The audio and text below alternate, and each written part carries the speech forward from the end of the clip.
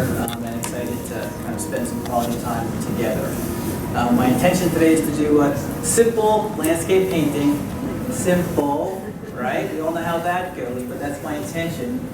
But before I get to that, I want to take just a minute and talk about the stuff that is most important to me when I plan and prepare to paint. And that comes down to the elements and principles of design. Anyone in the room not familiar with the elements and principles of design? Okay, so this will just be a review from everybody, right? It's the foundation of all credible two-dimensional art. That is really my honest and sincere belief. There are 7 elements of design, 7 principles of design. Any respectable book on watercolor should have at least 1 chapter on design, because that's really how we make our paintings more painterly, more artistic, how we elevate, right, the artistic merit of our work. The 7 elements of design are line, shape, size, direction, color, texture, and value. That's the toolkit that we have when we set out to paint. It's the same toolkit that the cavemen and women had thousands of years ago. It's the same toolkit that your favorite painter, whoever that is, uses whenever they sit down to paint, even if they're dead. Line, shape, size, direction, color, texture, and value. That's the toolkit that we have to work from. Now, the principles of design, there are also 7 of them. That's what we bring to the table, right? That's how we interpret what we see. It's our personal experience, our insights, right? How we go about creating a work of art. That's ultimately why I can't paint like you, and you can't paint like me, right? We all use the same brushes, we use the same pigments, we use the same paper, we even read the same art books, we watch the same DVDs, right? So how is it that each one of us, if we would paint the same subject, would be dramatically different, right? It's because of how we interpret, right, and make use of those principles of design, which are unity. How does our painting hold together, right? Such that if I take any portion of the painting away, it diminishes the whole. Unity, harmony. Harmony being the best definition I ever heard was somewhere between chaos and boredom, right? There's a lot of room between those 2 extremes, but that's kind of where harmony lands, right? Nobody wants a painting that's chaotic hanging on the wall, and certainly nobody wants a painting that's boring hanging on the wall, right? So unity, harmony, dominance, right? Color dominance, shape dominance, on and on and on. Dominance, balance.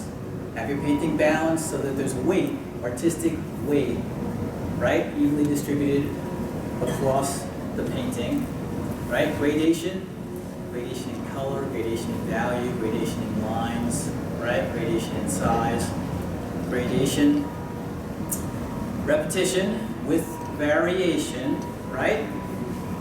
Repetition, what's more boring than a picket fence, a perfectly white picket fence where every picket is the same size, right? The same distance apart. Looks beautiful on a nice Cape Cod home, right? On the Cape. Boring in a painting, right? Much more interesting and entertaining to have different size, different shape, right? Different color, different value, posts on a fence, right?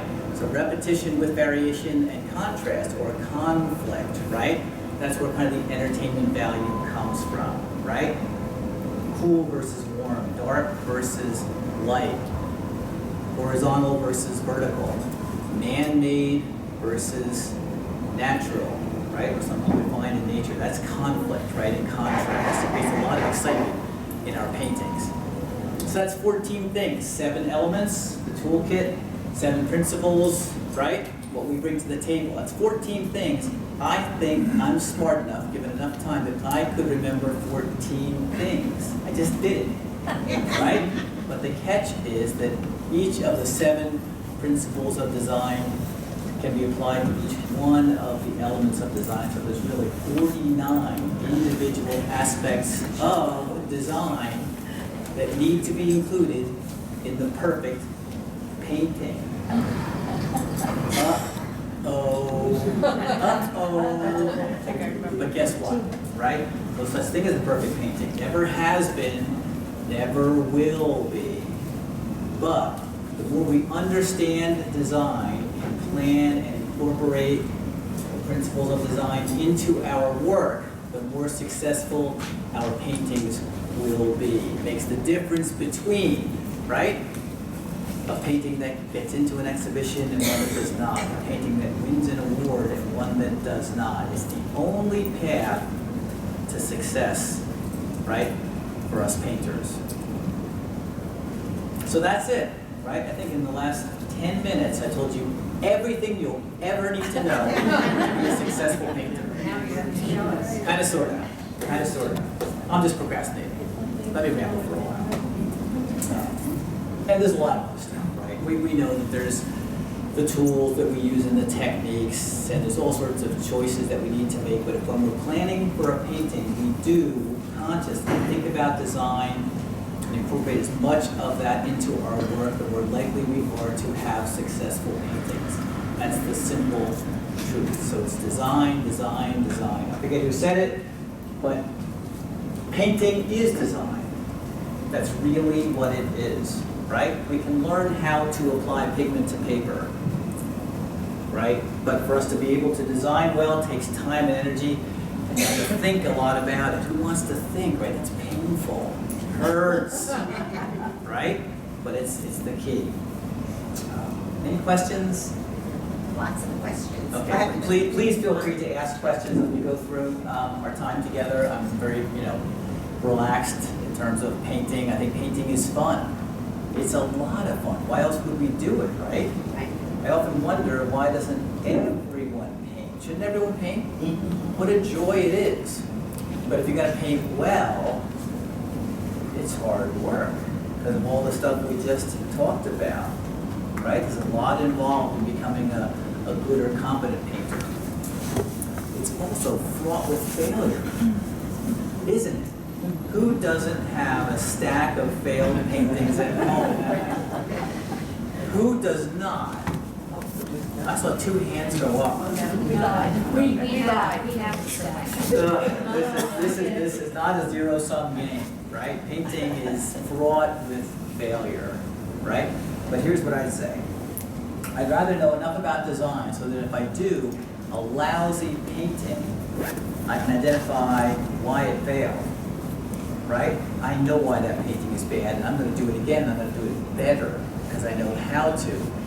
Then, to do a great painting, absolute killer, and I have no idea how I did it, and I can't do it again. Does that make sense? Yes.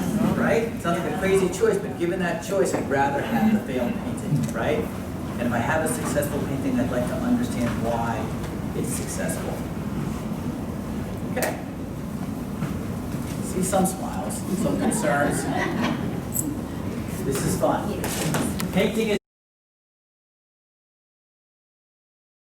planning and designing before we begin, right? If we do a good, competent drawing, if we plan where our center of interest is going to be, if we put the most interesting stuff there around the center of interest, right? So that when we get into the actual painting process, we can relax and have some fun at it, right? Not panic when something goes wrong. And we're doing watercolor, right? Stuff goes wrong.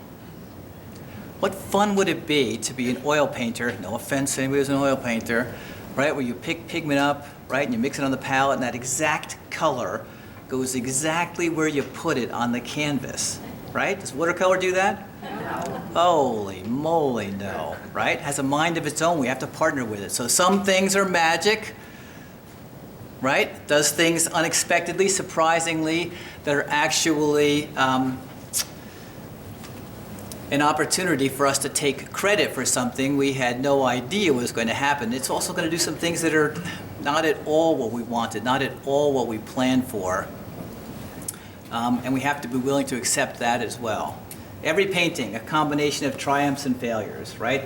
Going to be some wonderful stuff that we really like about the work that we've done. There's going to be some stuff that we know we would do differently if we were to do it again next time. So we have to accept that as we walk through the process, right? If we're lucky, the scale balances a little higher on the success factor than the fail factor.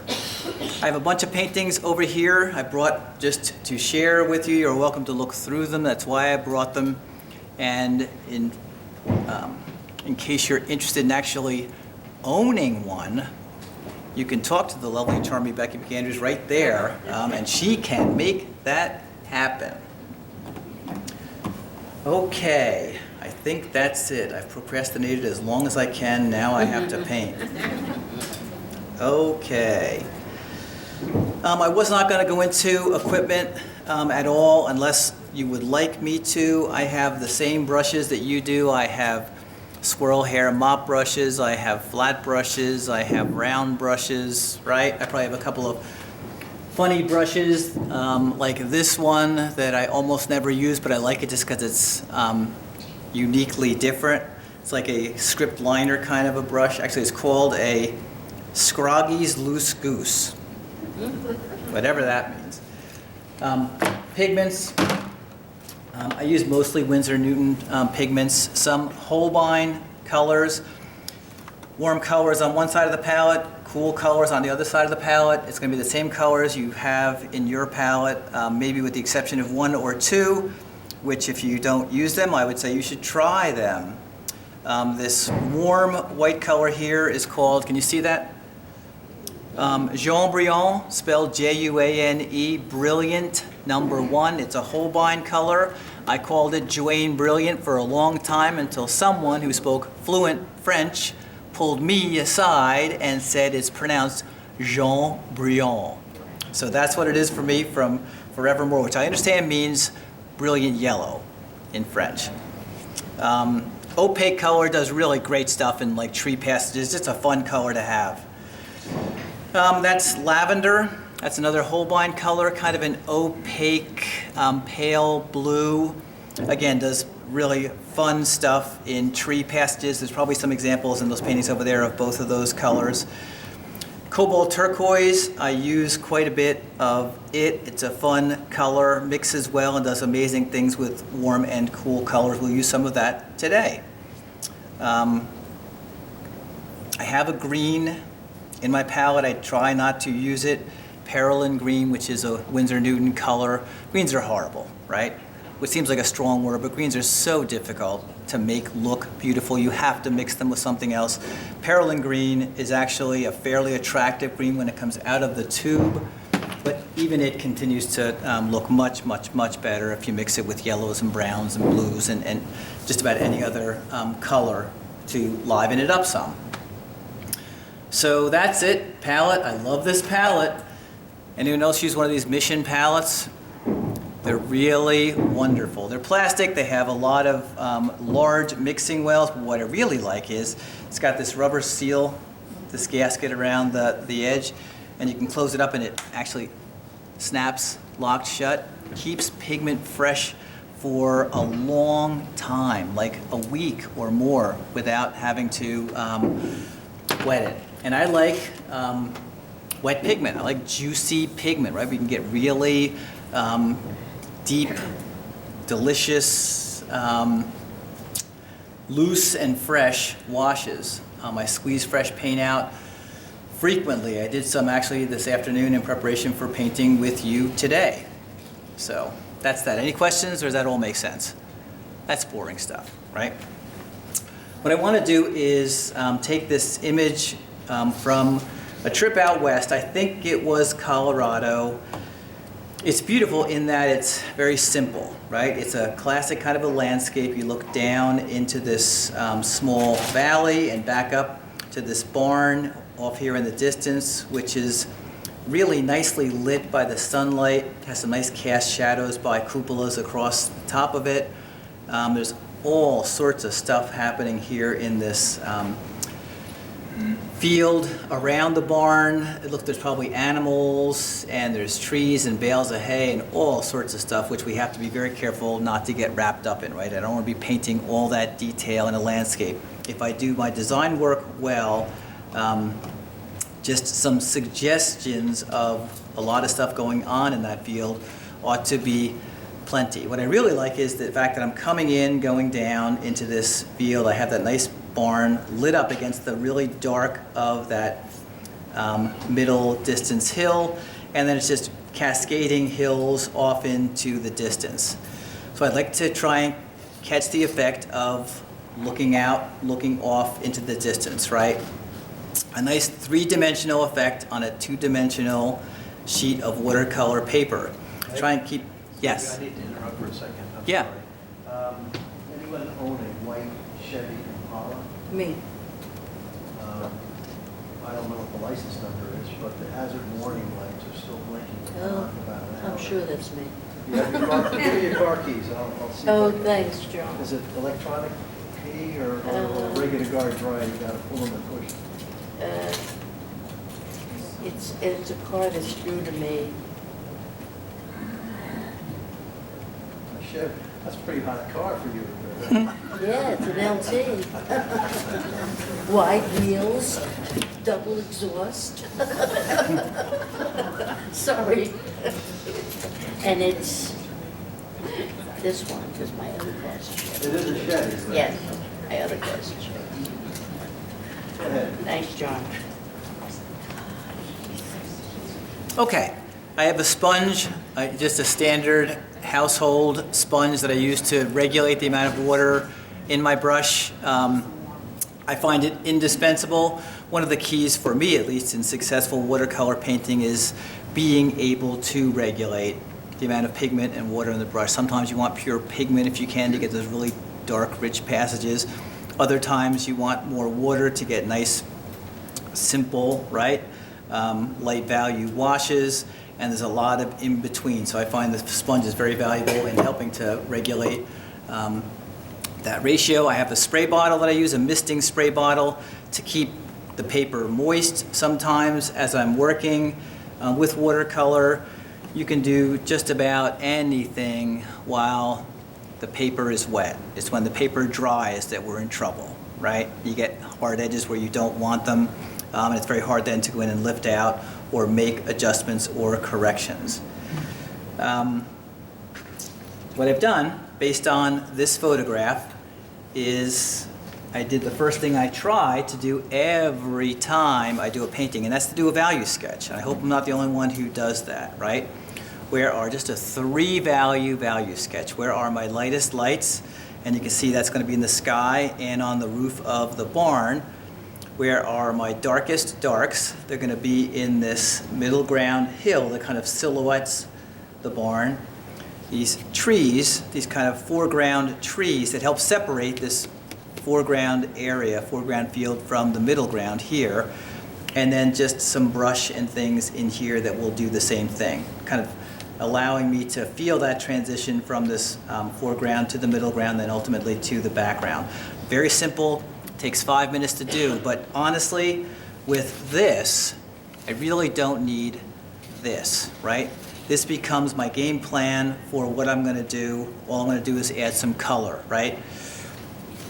If you get the values right, values meaning the relative light and dark, right, of a pigment, if you get the values right, the color doesn't matter. If you get the values right, the color doesn't matter. We all love color, but color is not the key. You've probably heard the old saying that value does all the work and color gets all the credit. It's absolutely true, right? I also don't want to get in the business of trying to copy this photograph. It's actually a very beautiful photograph. Probably could be enlarged and put in a frame and hung on someone's wall. That's not my job, right? If you want a beautiful photograph, who do you go and see? You go see a photographer. If you want a work of art, who do you go and see?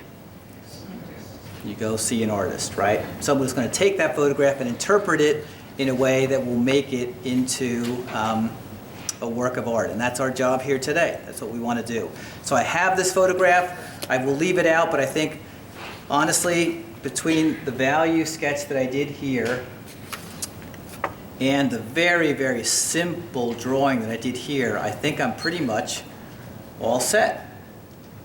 So in the photograph, we have to make some decisions, right? Design decisions, the painful stuff.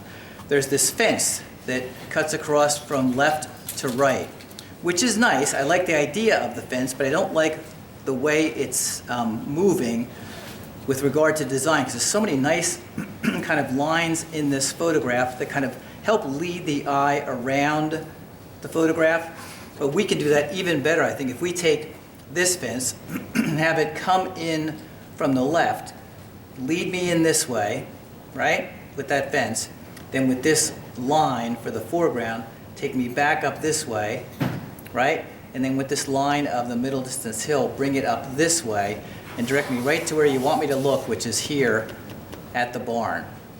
And then the job will be to have those hills just move off into the distance from there.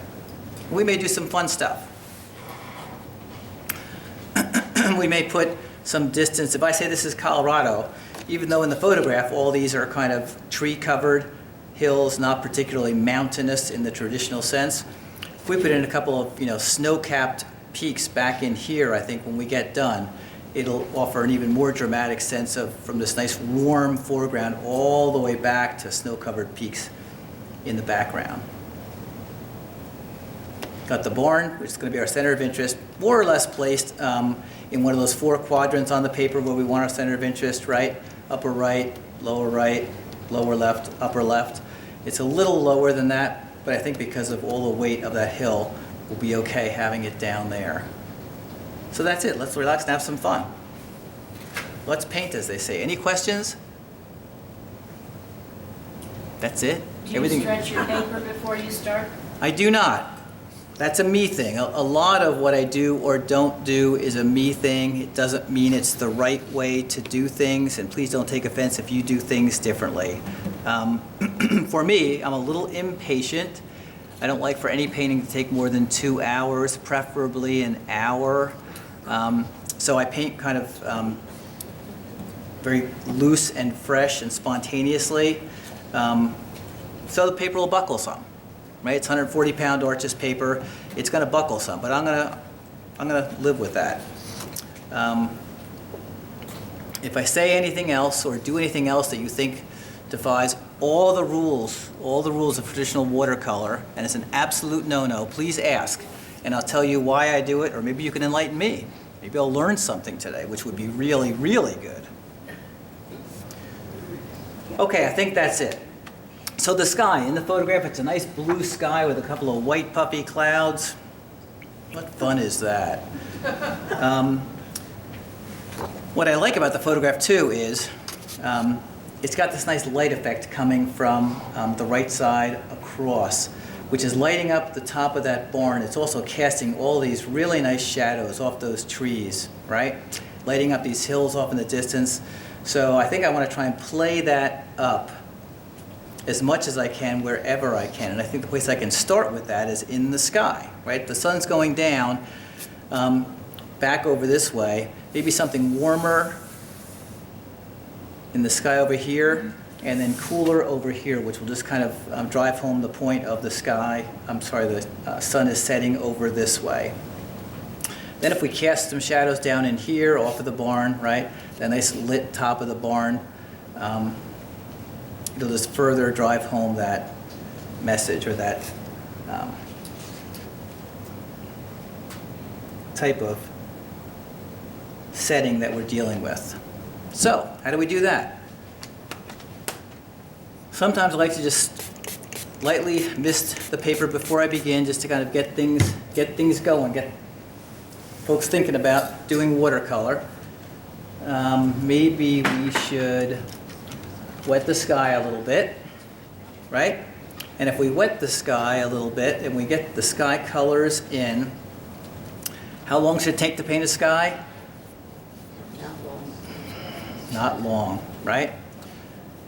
If you're like me, you noodle with the sky because it's the first thing you paint, so it seems like the most important thing in the world while you're doing it, when the reality is, based on everything we just said, right? The sky doesn't matter much at all, right? This painting should be about that barn and that field, not about the sky. So let's treat it that way. What I do want to try and do is I want to try and have the sky come down over the ridge lines of these distant hills so I can put them in quickly while the sky is still damp, maybe have a little bit of bleeding, right? What's worse than having anything in a painting that looks like it was cut out and pasted on, right? Doesn't look very painterly. Have things kind of connect together, connecting shapes, connecting different subjects in the painting creates unity, one of those principles of design we talked about. So a little bit of yellow ochre.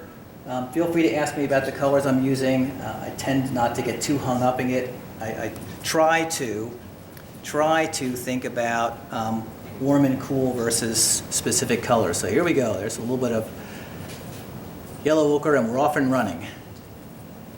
Okay, so that's that. There's that sun going down. The other side, what if we do cobalt blue and a little bit of cobalt violet and maybe a little bit of raw sienna. What's that going to look like?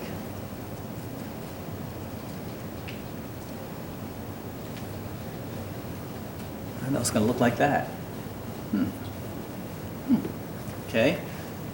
Further driving home, right, this idea that the sun is setting over there on the right. So what happens when we mix blue and yellow together? How's a green sky look?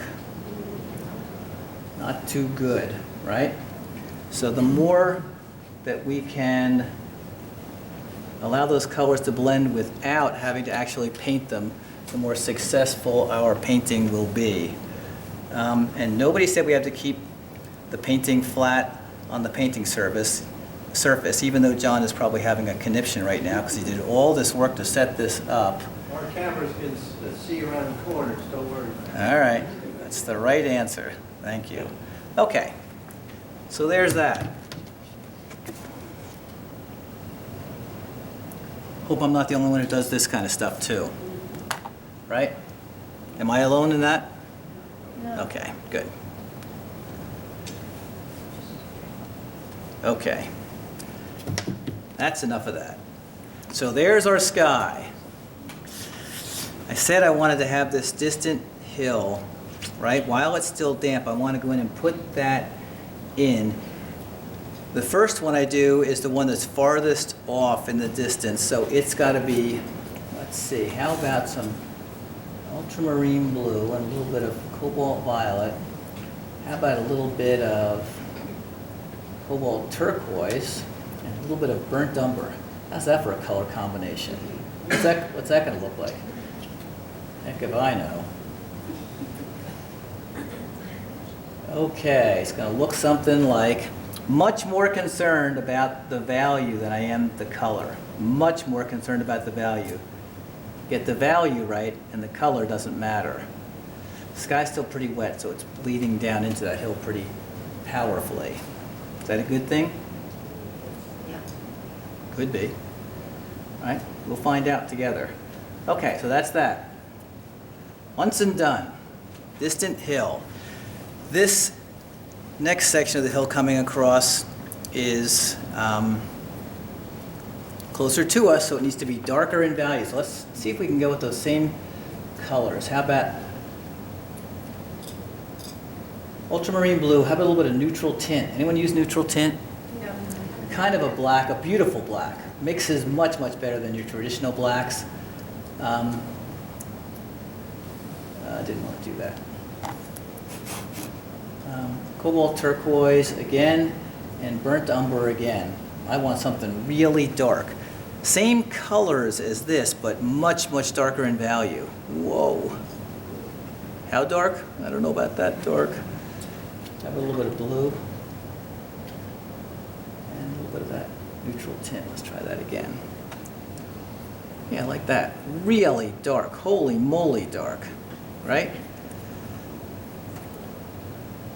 But bleeding up a little bit into that sky we put in, right? Maybe that's suggesting trees in that hill. Right? Please say yes. Okay. Yes. I'm a sensitive New Age kind of guy. Come on. This is, Okay. Okay, and you like this, like that, and like that. Interesting shapes. We're thinking more about interesting shapes at the moment than anything else.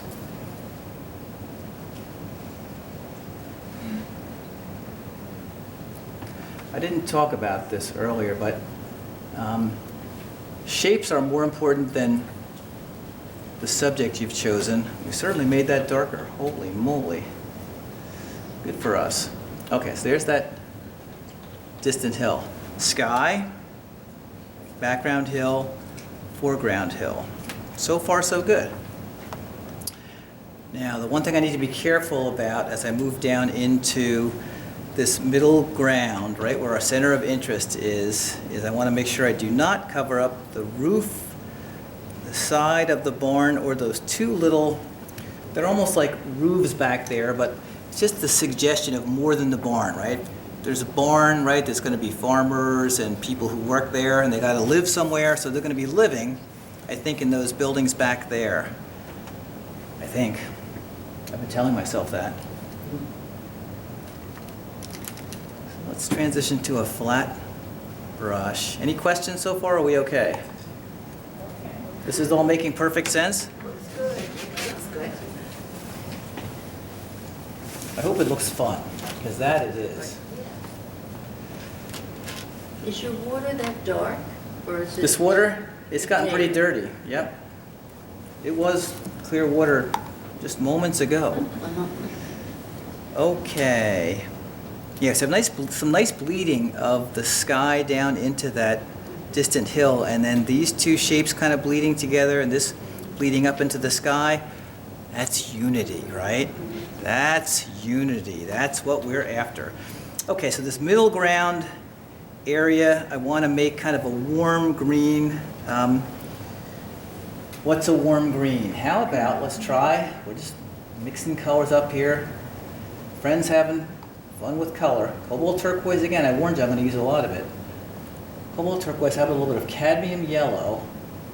Woo! How's that for an ugly green? Wow. What if we add a little bit of cadmium red to that?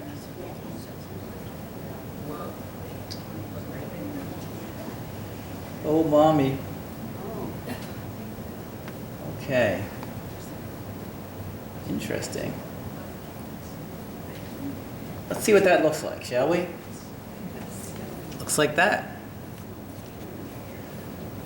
I want to connect up here with this without dragging too much of it down into this. Now, it'd be nice if I could get some rough texture strokes and maybe leave a little bit of stuff.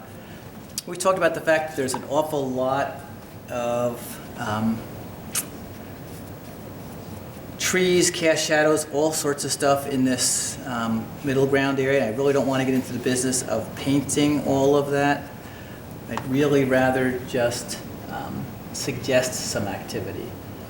Put some of that in, see how that looks. Changing the color up just slightly. Okay, now be careful, careful, careful.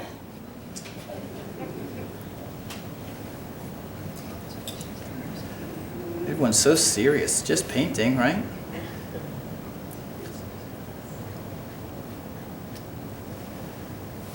Just painting. A couple of friends here in Livingston, New Jersey on a Sunday afternoon having some painting fun. Okay. So far, so good. So far, I'm saving it. It's like I wanted to. A little bit of raw umber. I didn't have raw umber in my palette forever, and I just put it back in recently, and I really, really like it. Anyone else use it? Occasionally, especially the Windsor New. Yeah, it's really nice. Okay. We said that barn is not going to be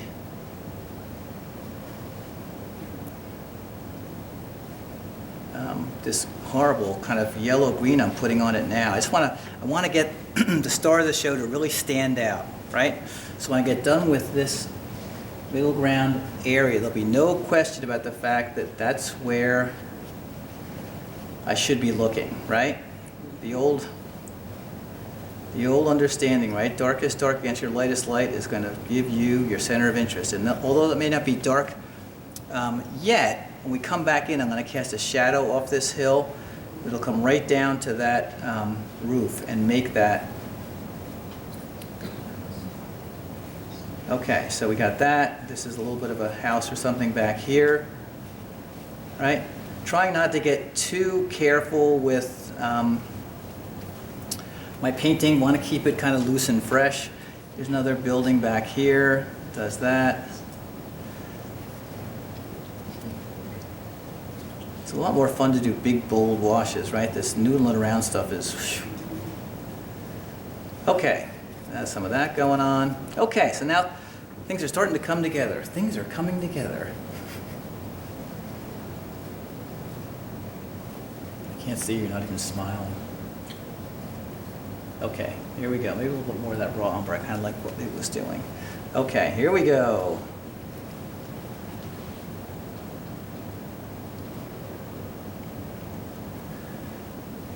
Okay, this stuff is just. I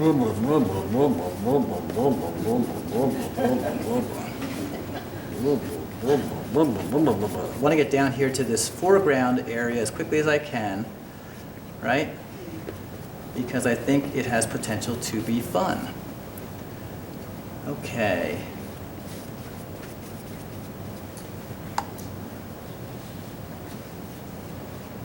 Any questions? Are we doing okay so far? Okay. Okay, so there's that.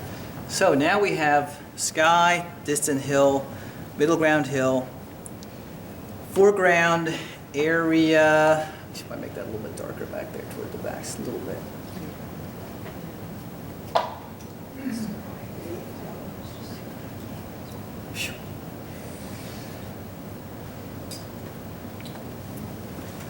little bit darker back there.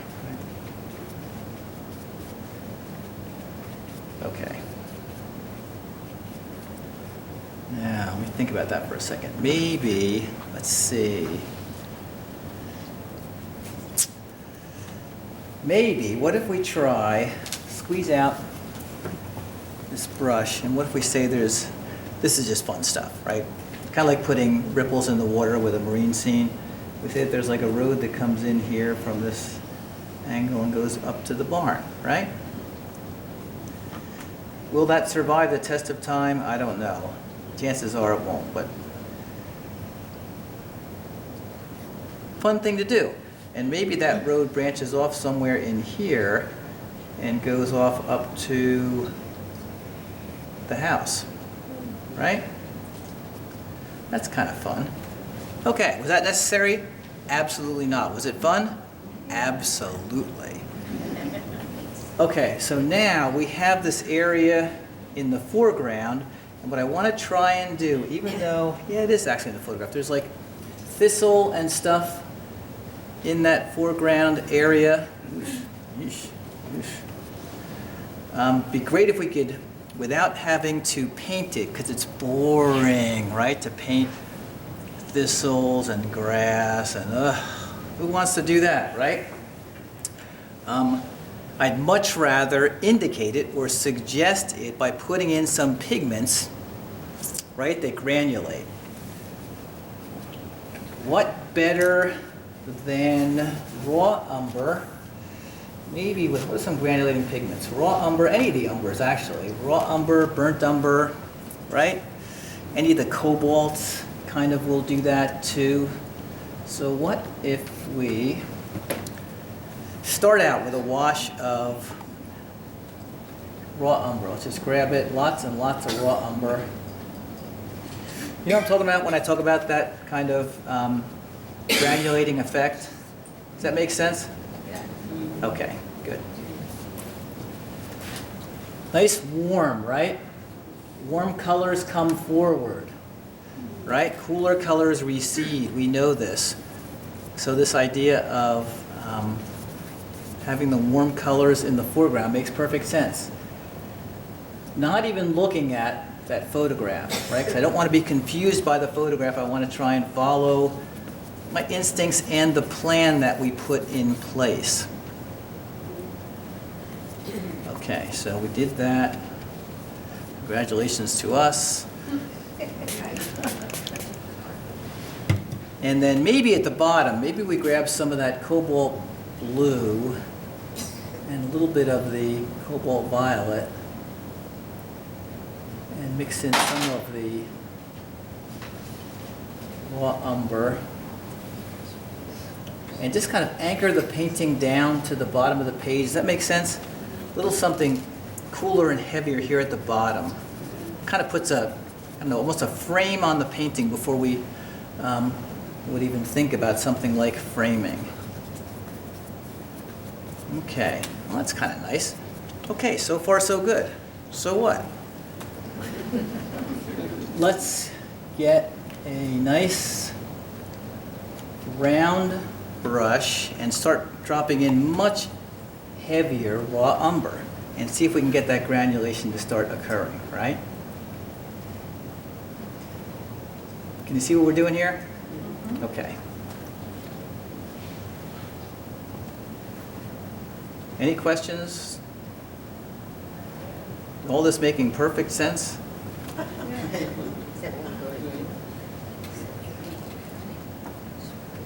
Okay, so I'm going all along that nice line. You can see it dripping out. See it granulating already over here? Nice stuff. That's going to indicate, without us having to paint a single piece of reedgrass or thistle or whatever, it's going to suggest, I hope, a whole field of texture. Right? Let's not even call it regress. Let's call it texture. A whole field of texture. Now, all this is kind of gold yellow, right? This raw umber, kind of a goldish yellow. What's the complement to yellow? Purple. Right, purple. So what if we decide that we're going to drop in a little bit of purple on top and just give that a chance to work some magic? I have some mineral violet. I don't know if that's a good choice or not. Let's try a little bit of the cobalt blue, since we already said that that will do some measure of granulation, and a little bit of alizarin crimson. Oof. Tough color, right? Alizarin crimson. A little bit goes a long, long way. Okay. Boy, this is fun.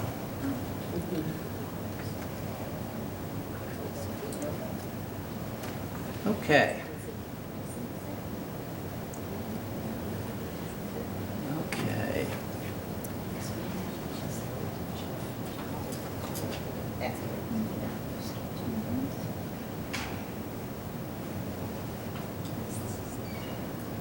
All right.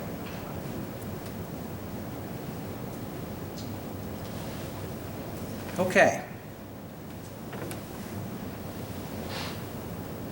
Is what it is, right? How many chances do you get to do something like that? Just one. Like we said earlier, this painting stuff is kind of a zero-sum game. There's no guarantees.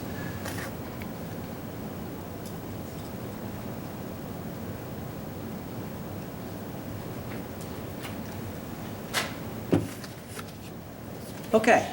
Can you show us your value paint sketch? Yeah. We haven't done this yet, right? We haven't done these trees yet, but I think in terms of the value so far, we're doing okay. Did you do value study in watercolor? Yes, it's just neutral tint and I think a little bit of Payne's gray makes kind of a cool. Yes, neutral tint, which is a, it's a black. It's in the black family, but it's a much more beautiful black, I'll call it. I don't use your ivory blacks or your lamp blacks. I think they just make for dead kind of ugly colors. And I find neutral tint is much more beautiful, for lack of a better word, much more beautiful.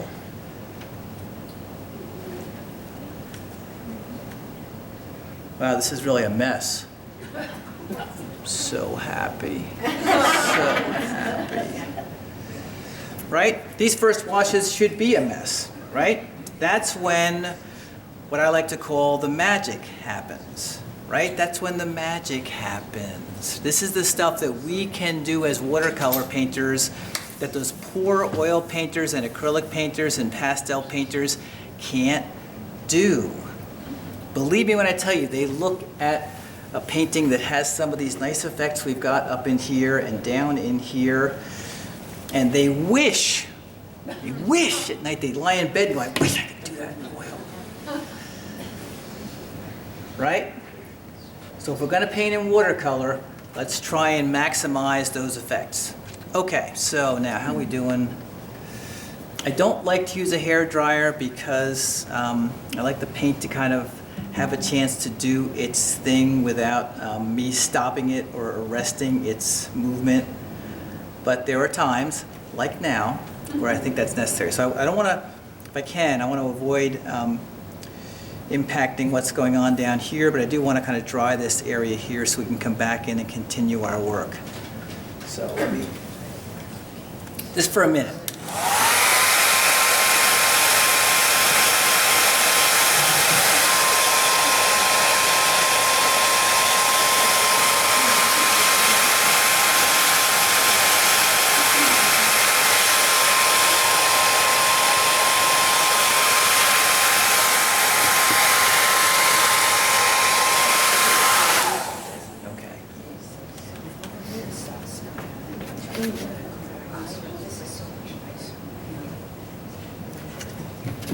Okay, so what I want to do now is I want to cast the shadow off of this distant hill, have it come down, across, right?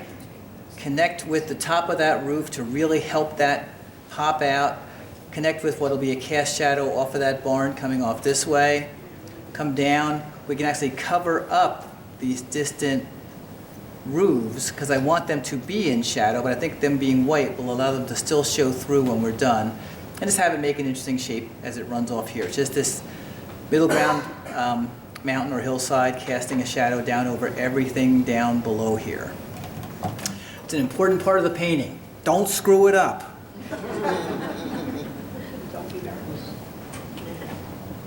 Just painting. Just painting.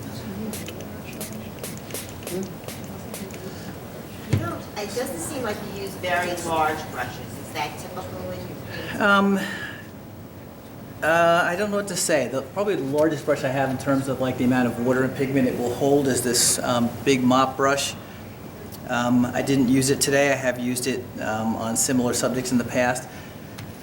I don't know if I'm as disciplined to say that when I'm doing this kind of thing, I use this kind of brush. I mean, a flat brush can be better for architectural work. Since we were cutting around some stuff in here, I used a flat brush, but I don't know that it matters a whole lot. Right? I don't think the brush is the key to our success. If you talk about the tools that we have at our disposal, right? We have, whenever I leave the house to paint, before I close the door behind me, I think, do you have paper, do you have pigment, and do you have brushes, right? Everything else can be improvised, but those three things you have to have. And in the order of importance, the first is paper. We want to buy the best quality paper we can, right?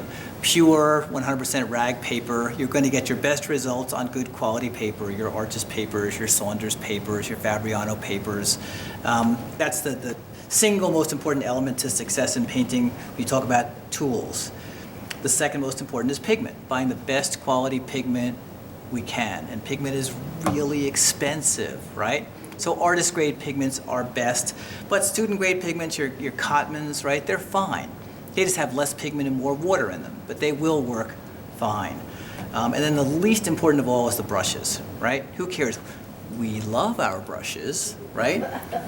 We love our brushes, right? We have 10 times more brushes than we'll ever need, right? And we're always out buying the latest brush craze, right? And I'm just as guilty of that as anyone, but it is the least important tool in the painting process. Does that make sense? Paper, best quality paper, best pigments you can, and then of course you want good brushes, but ultimately with the synthetic brushes that are available today, they don't cost much and they're fabulous and they last, you know, for years. So expensive brushes, if they're not out already, they're on their way out. Why would you spend $100 for one brush when you could buy 10 good quality brushes for $100? That's a great example of a me thing, right? That's a me thing. If you have a brush holder full of Winsor Newton Series 7 Kolinsky Sable brushes, good for you. Okay, so here we go with the shadow. What colors did we have in that shadow? Let's try some ultramarine. Let's see, ultramarine, what a cobalt turquoise, and some burnt umber. Let's try that. How's that look? Looks like a nice shadow colors between us. Okay, so I want this shadow to be coming from off the page here, right? Coming down and maybe doing this, right? And then down, we said right along the roof of the barn, right? To really highlight that. And then down along, okay, that looks pretty good. Down along the barn like this, and then off like this, right? Okay. And then if we grab some of this in here, right? Again, we're painting this red barn, everything but red. That's okay. And then it's going to cast a shadow off like this. Isn't it? Yes, it is. Something like that, right? So already we're starting to tell a story, right? Now we're really starting to say where that sunlight is coming from, much more dramatically. Okay, so let's keep going. Let's say that was ultramarine blue and a little bit of cobalt turquoise and some of that burnt umber. So here we go. We're coming off and we're continuing right across like this. Maybe there's some things that do that, just to make that shadow line interesting, right? Last thing we want is a boring painting. We talked about that, right? Nobody wants a boring painting. Okay, and I want to go over that roof, right? Goodbye, goodbye. Hopefully it'll still show up as we go along. And coming across here, I'm going to go across that roof.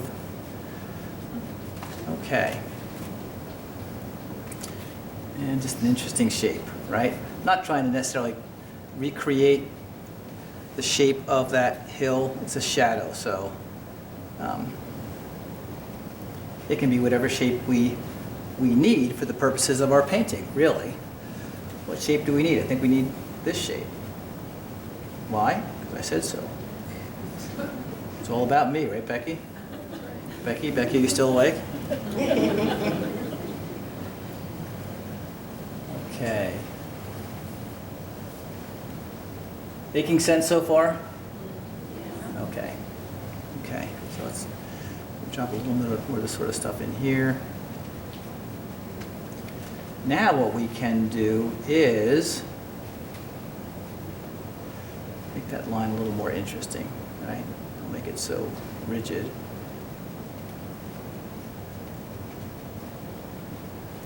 Now what we can do is put in some of those things in this middle ground that, like I said, we want to avoid getting too hung up in, but we should have some of them, right?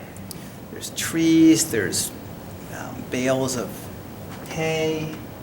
Oh my gosh, there's a zillion things. I don't want a zillion things. So maybe I just take a rigger brush, right? Like this, and I can grab those same colors, ultramarine blue and a little bit of this cobalt turquoise and a little bit of burnt umber. And who knows, it doesn't really matter what's here. Maybe it has This is a farm, right? So maybe it has some of those things, right? Distant fields of amber waves of grain. Okay, some of that stuff back there. And then maybe take a round brush and maybe there's just some other things, right? Maybe there's, almost doesn't matter what I put in, long as I cast a shadow off of it, right? Again, suggesting that same, where's the light coming from? Off that way, right? Doesn't really matter what I put in. Less is more, always. There's some incidents along the edge of this, right? Some things happening back here.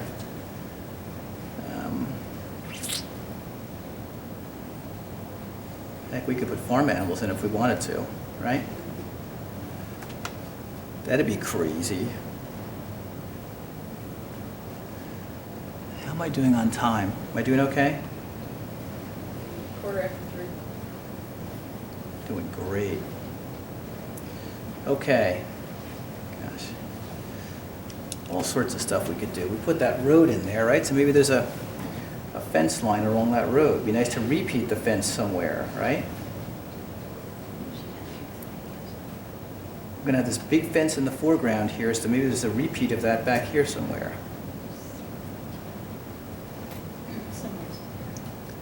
We haven't painted a single thing. All we're doing is reinforcing where that sunlight is coming from. I think that's the most important thing we can do at this point. I kind of hate noodling around like this. It's a real pain. I'm also going to have this stuff come up here, so it's going to be... Here you go, some rough texture. Oh, why didn't I think of that? Right? Rather than trying to paint things, just put some rough texture marks in. And when your brush fails you, take out your number 2 finger brush, right? I'm not the only one who does that, am I? No. Okay. You have about 15 more minutes. I need 16. Okay. 15 more minutes. Wow. Okay. All right.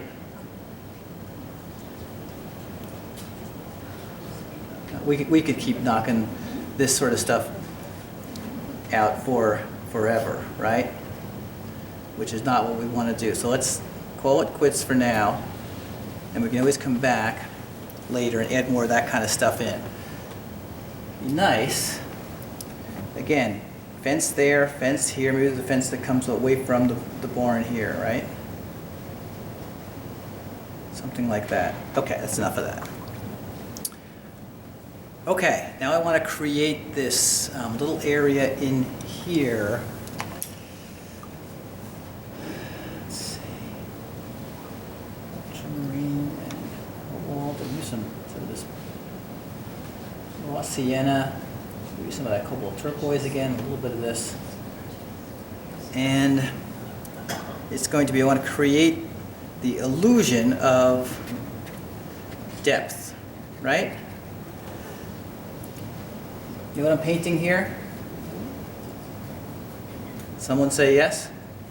Please tell me. What am I painting here? Brush stuff. Exactly. Yep.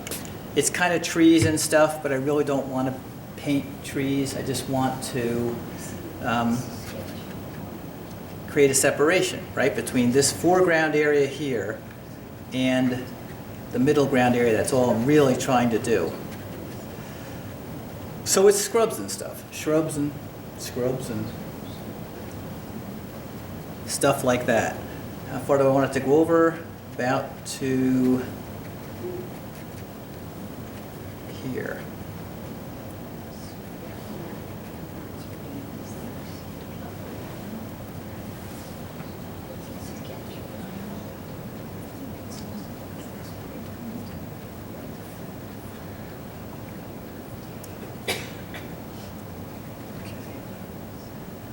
Don't want to have a boring line there. I want to have kind of an interesting, entertaining line, right? Not a straight kind of boring line. Now, do we need more there? Maybe. But I think I can wait to make that call for a little bit. I know what we can do. When in doubt, when unsure of what to do, grab some paint and splatter it around, right? You knew that was coming, right? You knew that was coming. I thought you were sure. Okay, so that's that, at least for now. We have a couple of big trees here that we wanted to put in, right, that help again to separate this middle ground area from the foreground.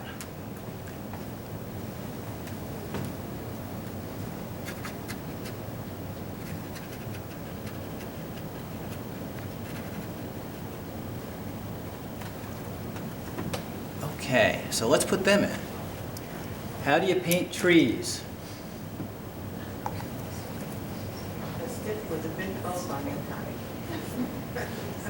My answer to that is always that you don't, right? You paint the suggestion of a tree. Because ultimately, we can't paint a tree, right? We're just painting a symbol for a tree. I got one taller one here that actually goes all the way up through all those layers above it, and then a smaller one, kind of a repeat next to it, so.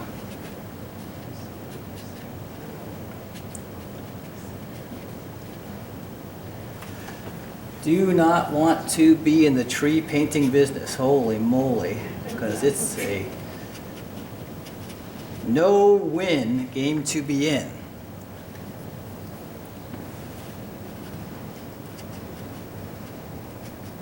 Just the symbol for a tree. Okay, not a bad symbol for a tree. And then maybe we do the same thing again over here, just on a smaller scale.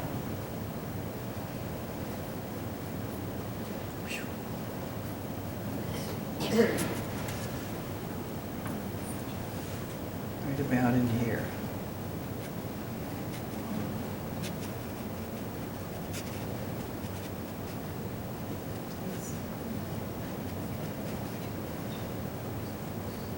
Okay, so now I see a nice separation between the foreground, middle ground, and background.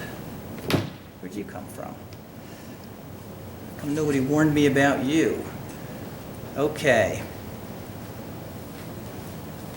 How many more of those minutes are still left?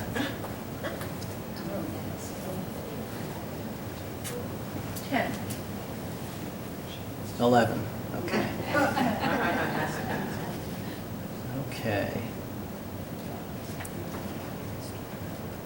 Okay. Okay. I want the effect of those trees to be that they are actually over the ridge, right? They're on the other side of that ridge. That's the effect I want to get with them. Not that they are sitting here, but sitting back there, right? Kind of rising up above.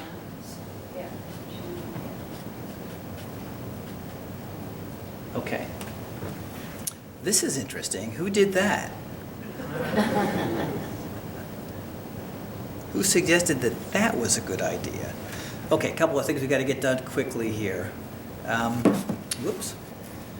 I want to put in this foreground fence. Not sure how successful I'll be given how wet that is, so maybe I need to dry that real quick. Something just popped off. He might. It's on the floor. He might. Come back. Where was it hooked? Your collar.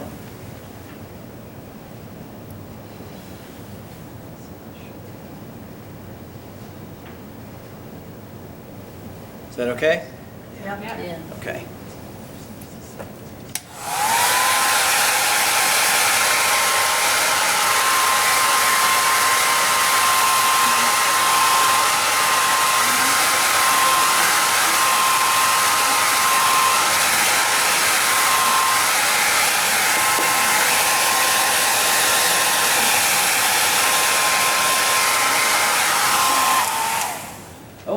gotta work quick. We're running out of time. We got a couple of important things to do yet.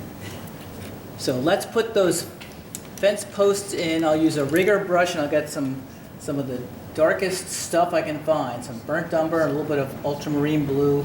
Dark stuff, right? How do you paint fence posts? With authority, right? Like you mean it. This is the closest one to me, so it's going to connect this shape with that one by going up above and come all the way down. Okay, nice variety and texture there, right? Got some rough texture, got some hard texture, nice. One fence post in. I gotta talk to myself since no one else seems to be giving much encouragement here as we go along. Okay, this one, I want this one to go up even higher. Like that, wow. Fantastic. Okay, there's that fence post. Really, really thick, juicy pigment, holy moly. This fence post, right? Leaning a little in toward our subject, right? Our center of interest. Connecting different areas of the painting is serving two purposes. It's leading my eye in, but it's also connecting this to this, right? This to this, this to this. Connecting those elements together, creating a nice unified look in the painting. Okay, a couple more. One over here. That's a really nice thick one, right? Nice variety. They're all different sizes, right? Slightly different color, variety of texture, and they're starting to come up this way, meaning they're moving away from me. Maybe one more over here, kind of like this. Maybe this is another tall one. Oh, look how big that one is. Holy mackerel. Wow. Scumbling the bottom a little bit to make them look like they kind of integrate into the ground. Nice. Wow, that's nice. Holy. Okay, maybe this one has a little partner, right? Helping to hold it up. And then maybe this one has a couple of these things coming off of it, right? Just because it can. Again. Okay, maybe this one has the same thing. The natives are getting restless. This can't be good. Okay, now one of the things I can do at this point is I can put wire mesh or something connecting all of those fence posts. Do you think that's a good idea? Yes. I don't, and the reason is I don't want to block your entrance into the painting, right? That's going to prevent you from coming into the painting. I've done such a nice job so far of kind of leading you in. What I want to do is maybe leave that gap right there so I can go right into the center of interest, right where you want me to look. So, coming in this way from off the page, you're going to have this kind of thing and this kind of thing. This is one of those kind of wire fences, right? Don't need straight lines. I can make them any which way, which makes it really easy for me, right? But again, I'm connecting the fence post, and they have these kind of things coming down, right? I gotta paint like a bat out of heck because I hear stuff going on. So what I'm doing here makes sense so far? Probably not easy to see from where you are, but hopefully the effect is one of these wire mesh fences.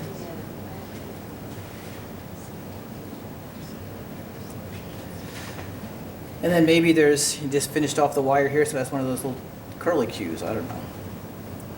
And then let's leave that gap just like we said, and then continue it over here. Right?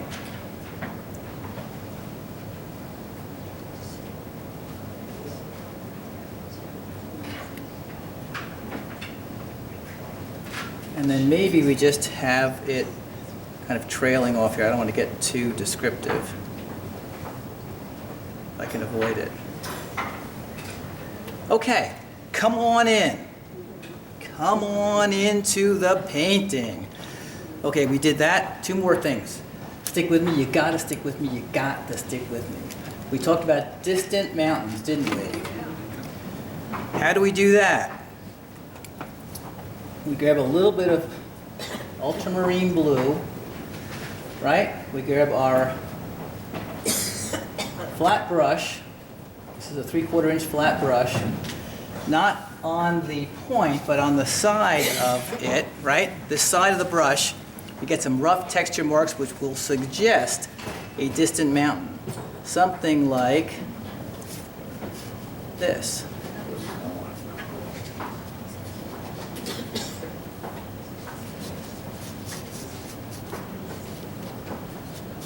See what's happening here? Okay. And then I think what I want to do back here is I actually want that to fade away to suggest the idea of that sunlight, right? Let it fade right into the sunlight. That felt so good that I'm going to do it again here.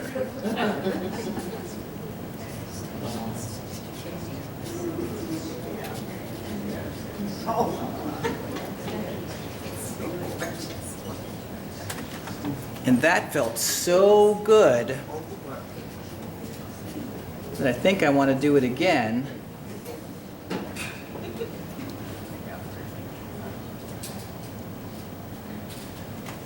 Back over here, we could go on with this forever, right? But we're giving the effect, I hope, of mountains trailing off into the distance, right?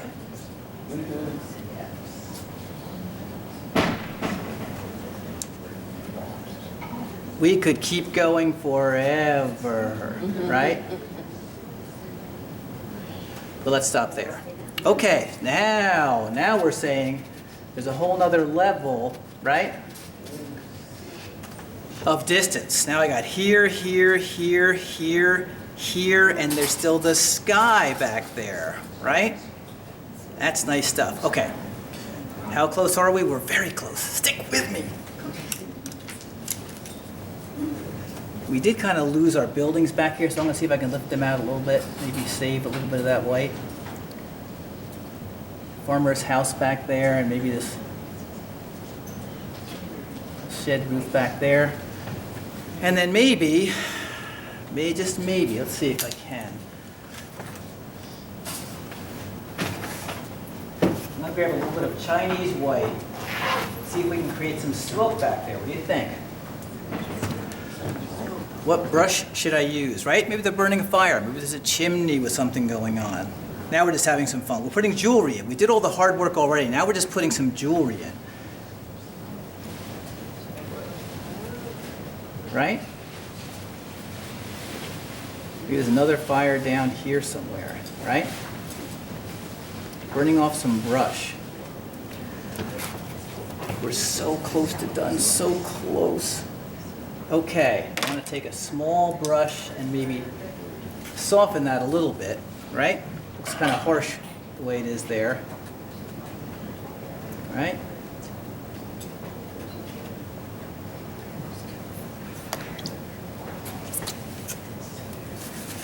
Okay, so that's that, right?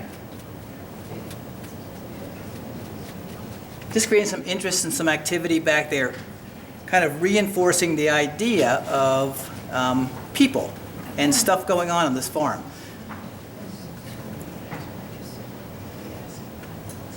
Okay, we got some cupolas on this barn, right? We got 1, 2, 3, 4, 5. And those cupolas are casting a shadow down over the barn. Again, now we're just looking to further dramatize that sense of light and where the light's coming from. So we got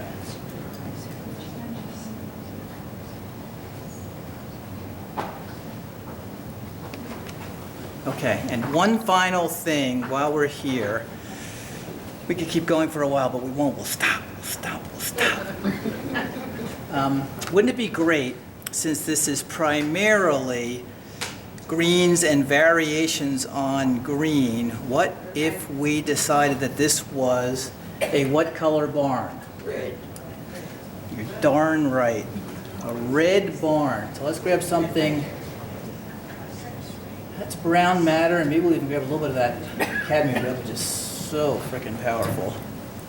And just this side here facing, woo!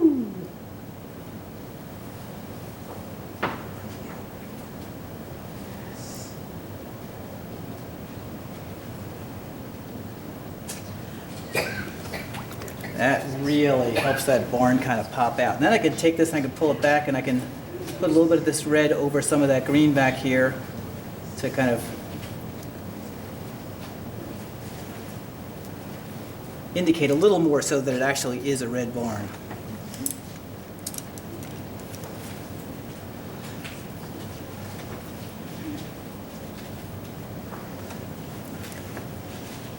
What did I forget? What did I forget? What did I forget? Nothing! Bravo. Okay, we could keep painting for a while, but I think for the purposes of our exercise today, right? Follow the lines right to the center of interest, right? Foreground, middle ground, middle background, background, background, background, right? Real nice sense of depth in the painting. Not overpainted. Kept it pretty simple. I think we accomplished what we set out to do. So thank you for putting up with me for the last hour and a half.